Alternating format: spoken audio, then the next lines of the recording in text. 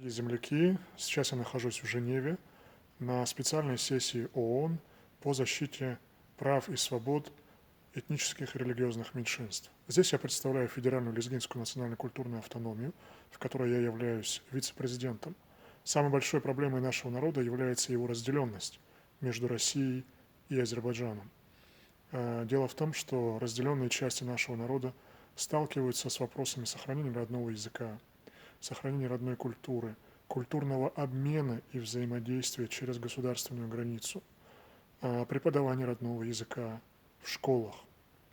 Если в России культурные и языковые права лезгин, да и других народов Северного Кавказа и Южного Кавказа, включая даже и самих азербайджанцев, и армян, и грузин, защищены в полной мере, то в Азербайджане для защиты прав в культурной сфере, в языковой сфере делается пока недостаточно.